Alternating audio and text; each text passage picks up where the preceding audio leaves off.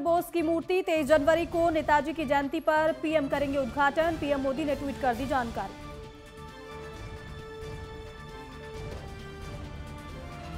PM Modi ने सोमनाथ को दी circuit house की सौगात। 30 करोड़ की लागत से तैयार हुआ नया सर्किट हाउस। पीएम बोले, पटेल के प्रयासों से हुआ मंदिर का जीर्णोद्धार। कल पश्चिमी यूपी के दौरे पर रहेंगे गृह मंत्री अमित शाह। कैराना, शामली और मेरठ में करेंगे चुनाव प्रचार। मेरठ में संगठन के नेताओं के साथ करेंगे बैठक। यूपी के लिए कांग्रेस ने जारी किया यूथ मैनिफेस्टो। घोषणा पत्र में युवाओं पर फोकस। 20 लाख लोगों को सरकारी नौकरी देने का वादा।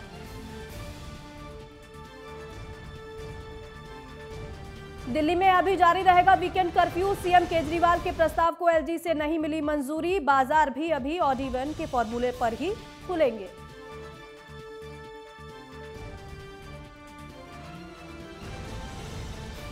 बिहार झारखंड के स्पेशल बुलेटिन के प्रायोजक हैं सच्ची सहेली, महिलाओं के लिए सबसे भरोसेमंद औषधि एवं टॉनिक। वंदे मातरम। स्वागत है आप सभी का। मैं हूं आपके साथ दीपिका सिंघल। दिल्ली के इंडिया गेट पर बीते 50 सालों से जल रही अमर जवान ज्योति को आज राष्ट्रीय युद्ध स्मारक पर जल रही ज्योति में विलय कर दिया गया है। हालांकि इसको लेकर भी विपक्ष सियासत कर रहा है। झारखंड भी इससे अछूता नहीं है, क्योंकि झारखंड कांग्रेस के प्रदेश प्रवक्ता राकेश सिन्हा ने कहा है कि यह बहुत ही ज्यादा दुर्भाग्यपूर्ण है कि सालों से जल रही अमर जवान ज्योति को केंद्र सरकार बुझाने का काम कर रही है। इधर प्रदेश बीजेपी के प्रवक्ता प्रदीप सिन्हा ने कहा है कि सरकार अमर जवान ज्योति को बुझा नहीं रही है, बल्कि उसका कुछ ही दूरी पर बनाए गए राष्ट्रीय युद्ध स्मारक की ज्वाला में उसको विलीन किया जा रहा है। अमर जवान ज्योति के स्मारक पर 1971 और अन्य युद्धों के शहीदों को श्रद्धांजलि दी जाती है। यह हमारे औपनिवेशिक अतीत का प्रतीक है। और उन्होंने यह भी कहा कि अब हमारी सरकार राष्ट्रीय युद्ध स्मारक पर जल रही ज्योति में इसे विलय कर शहीदों को सच्ची श्रद्धांजलि दे रही है। स्वतंत्रता के आंदोलन में और देश के लिए जिन लोगों ने सीमा पर लड़ाई करते हुए अपनी जान गंवाई, तो ये तो देश के लिए गौरव का विषय है कि हमारे यहाँ इतने वीर सैनिक हैं जिनके रहते हमारी सीमाएं महफूज हैं।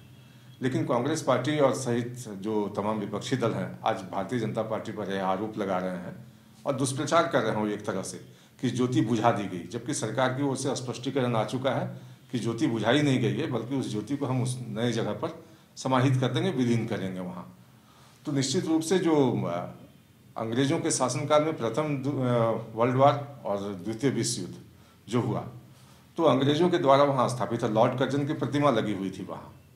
तो हम उस मानसिकता से बाहर आकर अपने राष्ट्र गौरव को अगर स्थापित करना चाहते हैं, सुभाष चंद्र बोस के योगदान को हम अपने आने वाली पीढ़ी को याद कराना चाहते हैं, तो इसमें कोई बुराई नहीं। बिल्कुल ये दुर्भाग्यपूर्ण है, क्योंकि जो अमर ज्योति 70 सालों से जिस जगह पे जल रही थी, जहां लोगों का एक आस्था था, उस जगह को बदलना, ये हमें लगता है कि ये बिल्कुल दुर्भाग्यपूर्ण है। और ये मोदी जी की तो पुरानी आदत है कि वो जगह बदल के, नाम बदल करके ही वो सियासत करते हैं।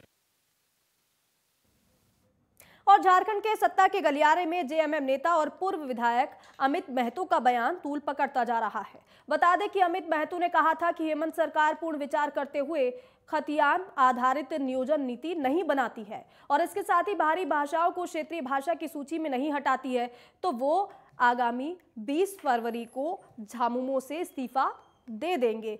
और वहीं उन्होंने ये भी कहा है कि जेएमएम कांग्रेस के दबाव में बाहरी भाषाओं को क्षेत्रीय भाषाओं की सूची में शामिल कर रही है। इधर अमित महतो के बयान को लेकर कांग्रेस के प्रदेश प्रवक्ता राकेश सिन्हा ने कहा है कि महागठबंधन में सब कुछ ठीक है, पर अमित महतो ने किन परिस्थितियों में ये बयान दिया है, ये सोच से परे है। वहीं बीजेपी प्रवक्ता प्रदीप सिन्हा ने यह कहा कि महागठबंधन के नेता ही अगर इस तरह के सवाल उठाने लगे तो फिर जनता से किए वादे सरकार कैसे पूरे करेगी।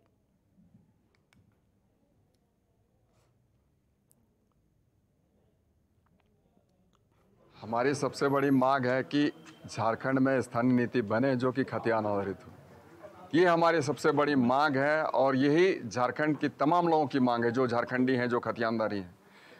तो हम चाहते हैं कि वैसे नीति बने, तभी हमारे यहाँ के जो बच्चों का भविष्य है वो महफूज होगा, नहीं तो नहीं हो सकता है, कभी नहीं हो सकता है। झारखंड का विकास असंभव है और जो झारखंड की कल्पना करने वाले हमारे गुरुजी विनोद बाबू, चाहे हमारे निर्मला बाबू, इन तमाम लोगों का सपना साकार नहीं होगा। देखिए, हमें यह लगता है कि अमित महतो जी किस स्थिति में, किस परिस्थिति में इस तरह का बयान दिया है ये तो हमें पता नहीं, लेकिन महागठबंधन में किसी प्रकार का कोई दबाव नहीं है। झारखंड मुक्ति मोर्चा, कांग्रेस और राष्ट्रीय जनता दल का एक स्वाभाविक गठबंधन है और ये गठबंधन राज्य को विकास में एक नया आयाम देने के लिए प्रतिबद्ध है। जब पार्टी के भीतर से ही सवाल खड़े किए जा रहे हैं तो नेतृत्व का ये दायित्व बनता है कि वो सामने आकर सारी चीज़ों को स्पष्ट करे। और भारतीय जनता पार्टी तो ये मानती है कि समाज में व्यवस्था फैलाने के लिए जिस तरह से भाषा को आधार बनाया जा रहा है तो कहीं ना कहीं नुकसानदेह समाज के लिए है कि समाज को अगर आप बांट के रखेंगे तो समाज का विकास और देश का, राज्य का विकास कैसे होगा।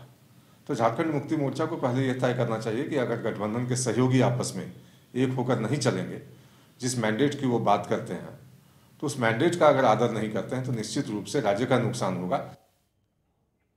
और झारखंड में किसान कॉल सेंटर की शुरुआत की गई है। राज्य में अलग अलग तरह की भाषा और बोली जाती है। किसानों को संवाद करने में कोई परेशानी ना हो, इसके लिए किसान कॉल सेंटर में किसानों की भाषा के अनुरूप ही उन्हें जवाब भी दिया जाएगा। कृषि मंत्री बादल पत्रलेख ने कहा है कि इस तरह की तकनीक से हमारे राज्य के किसानों को लोकल भाषा में अपनी समस्या बताने और जवाब मिलने में आसानी होगी और इस तरह की तकनीकी को लाने वाला झारखंड पहला राज्य बना है। आपको बता दें कि झारखंड सरकार ने राज्य में 30 लाख किसानों के लिए किसान कॉल सेंटर की शुरुआत की है। जिन किसानों को खेती से जुड़ी समस्याएं रहती हैं वो यहां पर कॉल कर अपने सवालों के जवाब पा सकते हैं।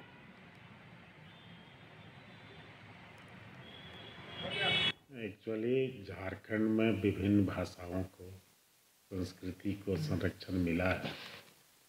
आदिवासी, मूलवासी यहाँ अपनी अपनी भाषा में बात करते हैं, कहीं हो भाषा में बात होती है, कहीं संथाली में होता है, कहीं नागपुरी में होता है, कहीं मगही में होता है, कहीं भोजपुरी में, कहीं अंगिका में बात होती है। तो किसान जिस उद्देश्य से बात करेंगे, जिस लहजे में बात करेंगे, उनको उसी लहजे में जवाब दिया जाएगा। इससे लगेगा कि विभाग उनका अपना है, अपना परिवार है। In Italy you should be Rome, जैसा देश वैसा भेष। किसानों के साथ खेती किसानी उन्हीं की भाषा में। ये हमने नायाब रीजनल किया है। हो सकता है अभी 1-2 रीजनल लैंग्वेज में परेशानी हो, लेकिन और हजारीबाग डिस्ट्रिक्ट बोर्ड चौक पर बीजेपी प्रदेश अध्यक्ष दीपक प्रकाश का बीजेपी कार्यकर्ताओं ने जोरदार स्वागत किया। उन्हें बिरसा मुंडा की तस्वीर देकर कार्यकर्ताओं ने उनका स्वागत किया। साथ ही कार्यकर्ताओं ने अपनी अपनी समस्याओं को दीपक प्रकाश को बताया। दीपक प्रकाश ने कहा कि झारखंड में बिजली की स्थिति बेहद खराब है, इसका पूरा दोष राज्य सरकार को जाता है। राज्य सरकार सिर्फ घर घर शराब पहुंचाने का कार्य कर रही है। बिजली नहीं रहने से लोगों को काफी परेशानियों का सामना करना पड़ रहा है। उन्होंने ये भी कहा कि राज्यों में कोविड-19 प्रोटोकॉल की भी धज्जियां उड़ रही हैं, लेकिन सरकार का इस ओर कोई भी ध्यान नहीं है। वहीं यूपी चुनाव के बारे में भी उन्होंने कहा कि उत्तर प्रदेश के मुख्यमंत्री योगी आदित्यनाथ फिर से सीएम बनने वाले हैं। बीजेपी की यूपी में जीत होगी।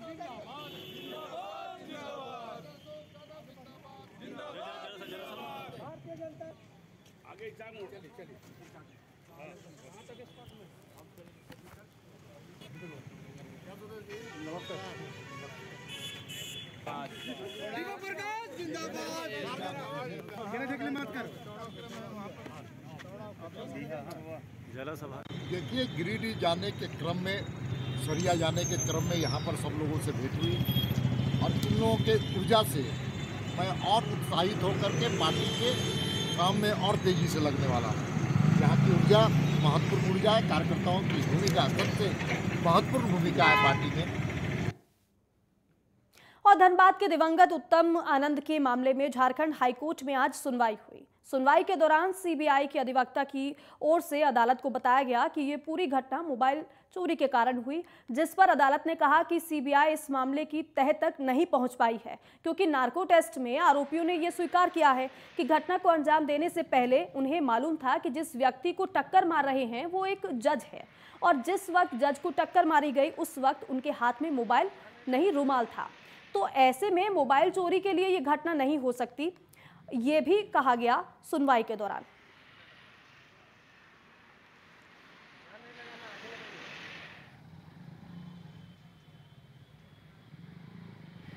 धनबाद के वरीय न्यायिक पदाधिकारी उत्तम आनंद के मौत के मामले पर आज झारखंड उच्च न्यायालय में माननीय मुख्य न्यायमूर्ति डॉक्टर रवि रंजन एवं न्यायमूर्ति सुजीत नारायण प्रसाद की खंडपीठ में सुनवाई हुई। माननीय खंडपीठ के समक्ष सीबीआई के अधिवक्ता के द्वारा यह बताया गया कि यह मामला पूरी तरह से मोबाइल छिनतई का लगता है, जिस पर माननीय खंडपीठ ने निराशा जताते हुए कहा कि सीबीआई अभी तक मामले की तह तक नहीं पहुंच पाई है और जिस प्रकार से ऑटो में बैठे हुए व्यक्ति को नार्को टेस्ट में यह बताया उक्त व्यक्ति जज है और बार बार उसके द्वारा जज शब्द के संबोधन से यह लगता है कि इसमें मोबाइल छिनतई की घटना नहीं, क्योंकि यह पूर्व में उसको जानकारी थी कि जिस व्यक्ति को धक्का मारा जा रहा है वह जज है। और गुमला के उप विकास आयुक्त कर्ण सत्यार्थी ने शुक्रवार को घाघरा प्रखंड के चुंदरी पंचायत का औचक निरीक्षण किया। इस दौरान उन्होंने सबसे पहले हापामुनि स्थित महामाया मां के मंदिर पर पूजा अर्चना की। मंदिर परिसर में 15वें वित्त आयोग और 14वें वित्त आयोग से बनाए गए योजनाओं का निरीक्षण किया गया। साथ ही साथ हापामुनि गांव में ही पेवर ब्लॉक ईंट का सड़क निर्माण योजना, संतोष उरांव का आम की बागवानी और एक सामुदायिक भवन का भी निरीक्षण किया गया। इस दौरान मीडिया से बात करते हुए उन्होंने कहा कि हापामुनि स्थित महामाया मंदिर काफी प्राचीन मंदिर है और इसका पुराना इतिहास है और इस जगह का हम लोग धार्मिक और पर्यटन दोनों ही रूप में विकसित करने का काम करेंगे। 3 उद्देश्य हैं। एक तो मनरेगा 15वें वित्त और PMAY के तहत जो योजनाएं चल रही हैं उनका क्रियान्वयन का किस गुणवत्ता के साथ हो रहा है ये देखना है। उसके अतिरिक्त रिकॉर्ड कीपिंग जो है पंचायत में किस प्रकार से किया जा रहा है, उसमें क्या दिक्कतें हैं, क्या खामियां, उसको कैसे इम्प्रूव किया जाए और इन जनरल पंचायत में योजनाबद्ध तरीके से किस तरह से काम करके इसको आगे बढ़ाया जाए। सरकार की जो झारखंड सरकार की और भारत सरकार की योजनाएं हैं उसको कैसे बेहतर क्रियान्वयन उनका कराया जाए, इसी उद्देश्य के साथ आज चुंदरी पंचायत का विजिट। और फिलहाल वक्त तो चला एक छोटे से ब्रेक का, फौरन लौट।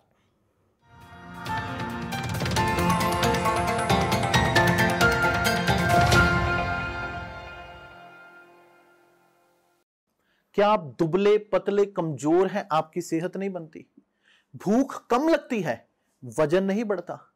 दरअसल मेन बात खाना पीना खाना नहीं है, मेन बात है खाया पिया लगना। और अगर खाया पिया लगेगा ही नहीं तो सेहत बनेगी कैसे? इसलिए हमारी संस्था सन्यासी आयुर्वेदा ने एक ऐसी दवा बनाई है जो कि आपके पाचन तंत्र को, आपके लीवर सिस्टम को ठीक करने का काम करती है, ताकि आप जो भी खाएं उसका पूरे का पूरा निचोड़ आपके शरीर को लगे, आपकी भूख बढ़े, खाया पिया सही से लगे, नया खून बने, हड्डियों में जान आए, वजन बढ़े, ताकत बढ़े, चेहरे पर नूर आए और आप मोटे तगड़े खूबसूरत पर्सनैलिटी के मालिक बन जाए। यह दवा पूरी तरह से आयुर्वेदिक होती है। इसका शरीर पर कोई भी साइड इफेक्ट, कोई भी नुकसान या दुष्प्रभाव नहीं होता। लड़के लड़कियां दोनों इसका इस्तेमाल कर सकते हैं और पहले 15 दिन के अंदर ही आपको इसका असर महसूस हो जाएगा।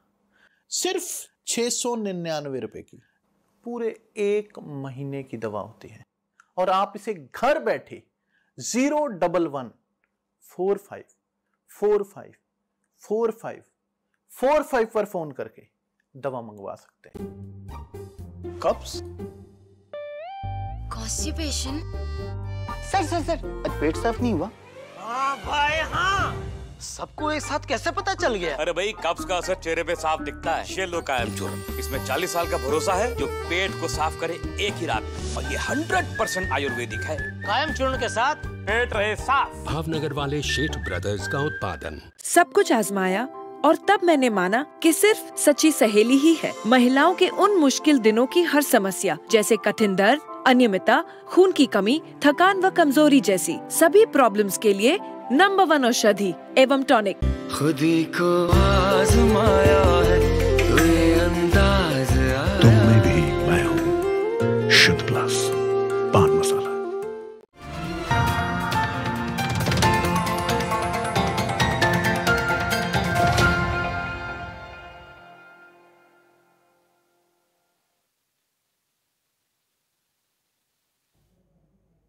ब्रेक के बाद खबरों में आगे बढ़ेंगे। 10 लाख के इनामी हार्डकोर भाकपा माओवादियों के जोनल कमेटी के कमांडर महाराज प्रामाणिक ने पुलिस के सामने सरेंडर कर दिया। प्रामाणिक काफी दिनों से पुलिस के संपर्क में था।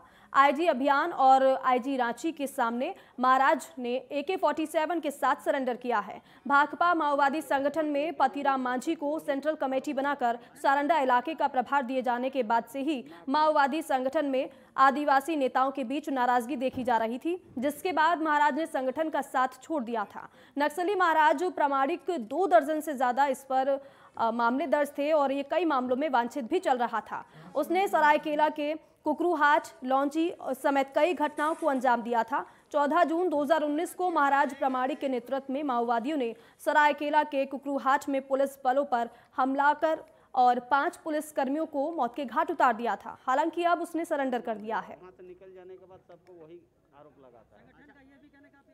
को कुछ आश्वासन मिला था, कुछ सहायता मुहैया कराया जाएगा बोल के, लेकिन आज तक वैसा कुछ हमको उन्हें सहायता वगैरह कुछ नहीं मिला। प्लस जब देखें पार्टी का सिद्धांत जो है वो सिद्धांत पे काम नहीं कर रहा है। जब हम समझ गए कि पार्टी संगठन जो है अभी सिर्फ लेवी तसलना और माने अपने कमाना, अपने बड़ा बड़ा जो नेता लोग हैं यानी कि सेंट्रल कमेटी मेंबर है, ये लोग जो है अपने बेटा लोग को देश विदेश से पढ़ा रहा है। प्लस वहाँ जो है सिस्टम जिस आधार से करना चाहिए वैसा नहीं कर रहा है। तो देखें जब हम समझे, प्लस इधर पुलिस प्रशासन का जो माने नीति जो है माने सिलेंडर पॉलिसी नीति झारखंड सरकार का प्लस पुलिस का, तो उसी में हम पर माने प्रोत्साहित होकर के फिर हम आके देखें तो सिलेंडर करने का हम इच्छुक जैसा। जो CPI माओवादी संगठन है इसके जोनल कमांडर और खासकर बुंडू, चांडिल सब जोन और रांची, खूंटी, चाईबासा, सरायकेला का जो ट्राई जंक्शन एरिया है जो माओवादियों का गढ़ माना जाता है और विगत कई सालों से वहाँ एक बड़ा माओइस्ट प्रेजेंस है। वहाँ का जो सबसे महत्वपूर्ण माओवादी संगठन का जो कमांडर है, जोनल कमांडर, जिसपे झारखंड सरकार के द्वारा 10 लाख का इनाम घोषित किया गया था, महाराज प्रामाणिक, उसके द्वारा आज इस आत्मसमर्पण और पुनर्वास नीति से प्रभावित होकर झारखंड पुलिस, CRPF, SSB और जो सभी बल इसमें लगे हुए हैं इस कार्य में, उनके समक्ष आत्मसमर्पण किया है। और हजारीबाग के निजी स्कूल के सामने बच्चों के अभिभावकों ने धरना प्रदर्शन किया। दरअसल अभिभावकों के मुताबिक स्कूल ने कहा कि जब तक वार्षिक शुल्क जमा नहीं होगा तब तक बच्चे क्लास अटेंड नहीं कर सकते हैं। यही नहीं, स्कूल ने बच्चों को ऑनलाइन क्लास से रिमूव कर दिया, जिससे उनकी पढ़ाई पर असर पड़ रहा है। आपको बता दें कि प्रशासन की ओर से निर्देश जारी है कि कोई भी स्कूल वार्षिक शुल्क नहीं लेगा। सभी स्कूल में इसका पालन भी हो रहा है, लेकिन कॉर्मेल स्कूल वार्षिक शुल्क लेने पर तुला हुआ है। शिक्षा विभाग की चिट्ठी भी स्कूल में आ चुकी है, फिर भी स्कूल द्वारा वार्षिक शुल्क देने के लिए अभिभावकों पर दबाव बनाया जा रहा है।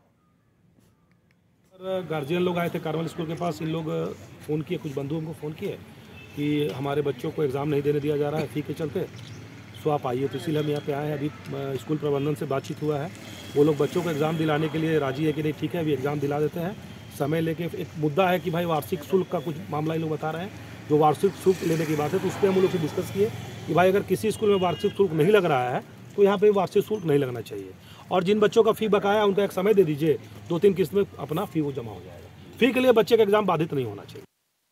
और वही रांची में कोरोना का कहर लगातार जारी है। रांची के रिम्स में कोरोना से 3 मरीजों की मौत हो गई है। ये मरीज पलामू, खूंटी और गया जिले के रहने वाले थे। आपको बता दें कि गुरुवार को कोरोना से 10 मरीजों ने अपनी जान गंवाई थी। झारखंड में अब तक 5238 लोगों ने कोरोना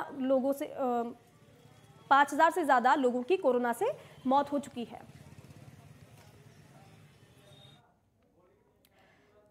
और गुमला जिले के कामडारा ब्लॉक क्षेत्र में आज सुबह जंगली हाथी ने एक ग्रामीण की जान ले ली। इस घटना के बाद लोगों ने वन विभाग को सूचित किया और हाथी को जंगल में ले जाने की अपील की, और लगातार लोगों को इससे परेशानी भी हो रही है। और वहीं DFO श्रीकांत वर्मा ने कहा कि घटना की सूचना के बाद वन विभाग के कर्मियों को इलाके में अलर्ट कर दिया गया, जिससे किसी प्रकार की कोई दूसरी घटना ना हो सके।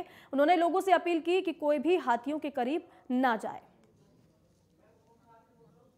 5 बजे ये 22 हाथी का झुंड जो कर्रा से होकर रामतोलिया गांव के पास आ गया था, इसके बारे में किसी भी ग्रामीण को सूचना नहीं थी, क्योंकि ये रात्रि में ही आया और खूंटी से भी हमें ये सूचना प्राप्त नहीं हुई थी। तो यह काफ़ी दुर्भाग्यपूर्ण है, लेकिन उनके परिजनों को अभी जो अग्रिम राशि है वो दे दी गई है 20,000 रुपये, ताकि क्रियाक्रम कर सकें। लेकिन जो भी राशि है उनकी 4 लाख की, वो शीघ्र ही उनको प्रोवाइड कर दी जाएगी जब कागजी कार्रवाई पूरी हो जाती है।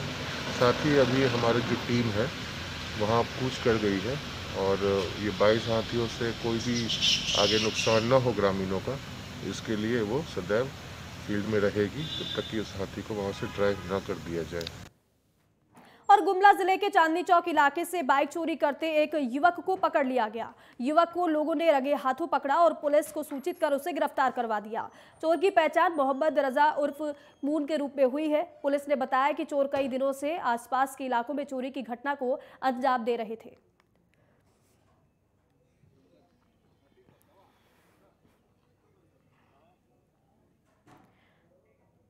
और झारखंड के पाकुड़ में पंजाब पावर कॉरपोरेशन लिमिटेड और डीबीएल कंपनी के साथ सक्षम पैलेस पाकुड़ में ट्रांसपोर्टर की बैठक हुई और बैठक में ट्रांसपोर्टर्स की ओर से कहा गया कि पहले ट्रांसपोर्टर की गाड़ी का बकाया किराया और सिविल वर्क का बकाया बिल का भुगतान के बाद ही खनन कार्य माइंस में करने दिए जाएंगे। और इस बात पर पंजाब कॉरपोरेशन के अधिकारियों के द्वारा कहा गया कि पहले हमें माइंस से डी वाटरिंग का काम करने दें, क्योंकि इसमें 2 से 3 माह का वक्त लगेगा।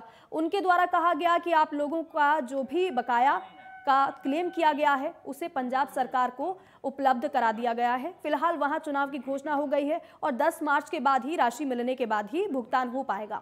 इस बात पर बैठक में उपस्थित सभी ट्रांसपोर्टर संयुक्त रूप से ऐतराज उन्होंने जताया और कहा कि जब तक हम लोगों का बकाया भुगतान नहीं किया जाता है तब तक माइंस में किसी प्रकार का काम करने नहीं दिया जाएगा।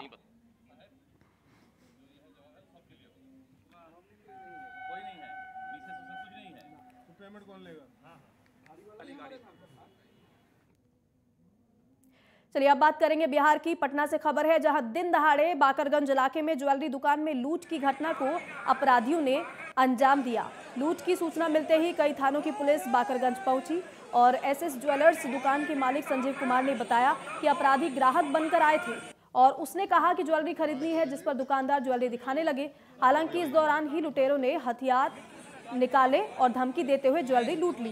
वहीं डकैती करने के बाद भाग रहे एक लुटेरे को लोगों ने पकड़ लिया, जबकि बाकी भागने में कामयाब रहे। क्या हुआ है इसकी आपको जानकारी दे देते हैं। हालांकि सब लोग बहुत कुछ कभी नहीं बोलेंगे क्योंकि इसका वो भी चल रहा है। जो एसएस ज्वेलर्स के यहाँ पे घटना हुआ है उसमें अपराध कर्मी भी पकड़ा गया है। एक बैग ज्वेलरी जो लेकर गया है वो भी रिकवर हो गया है। उसकी निशानी पे सभी ग्रुप भी चिन्हित हो गया है। लोडेड पिस्टल भी और जो मोटरसाइकिल यूज हो वो भी पकड़ा गया है। और भोजपुर निवासी गोरखनाथ राम ने पुलिस अधीक्षक आशीष भारती से मिलकर अपनी बेटी के हत्या के आरोपी अपने दामाद की जल्द गिरफ्तारी की मांग की है। गोरखनाथ राम ने बताया कि उन्होंने अपनी बेटी पिंकी की शादी साल 2010 में मिल्की गांव के निवासी रामनाथ कहार के बेटे के साथ की थी और शादी के 3 साल के बाद पिंकी के ससुराल वाले दहेज के लिए उसे प्रताड़ित करते थे। दामाद बुधन राम भी हर समय फोन पर उसे दहेज के लिए अभद्र भाषा का इस्तेमाल करता था और ऐसे में अब पीड़िता के पिता ने न्याय की गुहार लगाई है। एसपी साहब के पास आए थे हम। क्या 2 ठो अरेस्ट हुआ है, 2 ठो फरार है। क्या मामला है आपका? मामला मेरे लड़की को मार के जला दिया मिल्की गांव में। कब की घटना है? ये 2021 का बात है। तो 22 फरवरी के 1 साल होने जा रहा, अभी तक ले वो लोग दोनों फरारी भागे हुए हैं, अभी पकड़ा रहे हैं। हम चाहते हैं कि हमारा भी 2 बच्चा का लाइफ के लिए कुछ। तो साहब से मिले? साहब बोले कि हाँ हम फोन करेंगे, सब हो जाएगा।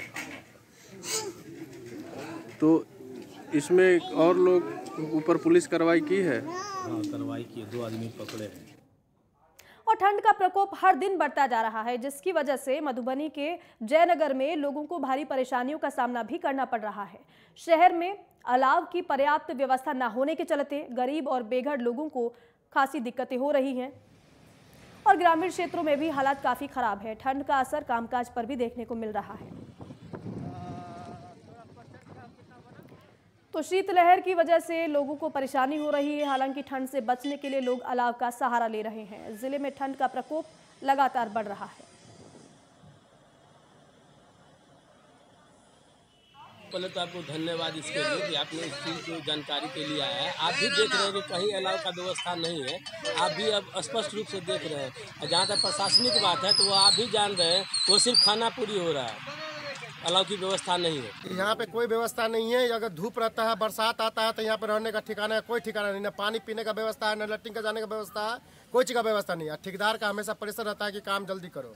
उसके चक्कर में न किसी का दुआई देखता है, न किसी का बत्ती देखता है, न खाना देखता है, न पीना देखता है, न पानी दिखता है। ये सब किसी चीज़ का अलाउंस नहीं है, किसी चीज़ का इंतजाम नहीं है, कोई चीज़ का इंतजाम नहीं है। यही नहीं, पूरे देश के हर साइडिंग पे जितना भी रेल हेड पे काम करता है वहाँ पे हर साइडिंग पे ऐसा व्यवस्था है।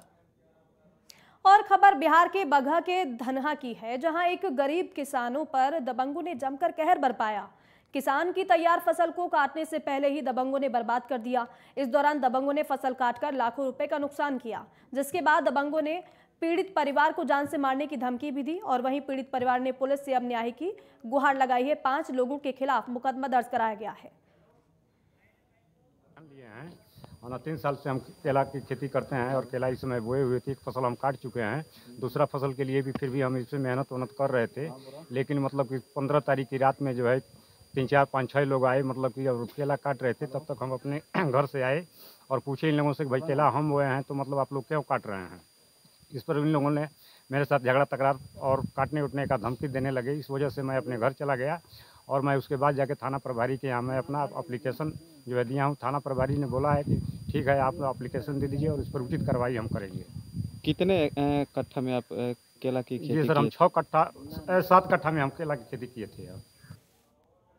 और सुपौल पुलिस को एक बार फिर से बड़ी कामयाबी हाथ लगी है। दरअसल पुलिस ने शातिर लुटेरे गिरोह का पर्दाफाश कर दिया है, जिसमें 5 लुटेरों को गिरफ्तार किया गया है। लुटेरों के पास से लूट के 4 मोबाइल, 2 बाइक समेत 1 पिस्टल, 3 देशी कट्टा और 7 कारतूस भी बरामद किए गए हैं।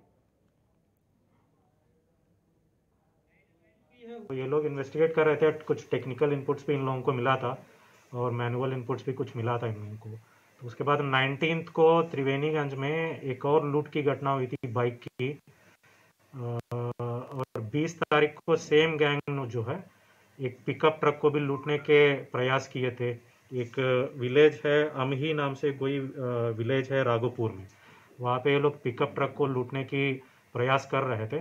वो इन्फॉर्मेशन जब राघोपुर थानेदार को मिला था, ये सब लोग वहाँ पे गए थे और उन लोगों को पकड़ लिए, रेड हैंडेडली पकड़ लिया।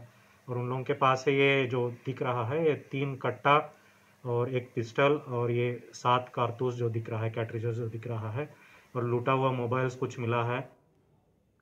और इसी के साथ ही बिहार झारखंड की खबरों में बस इतना ही। जय हिंद।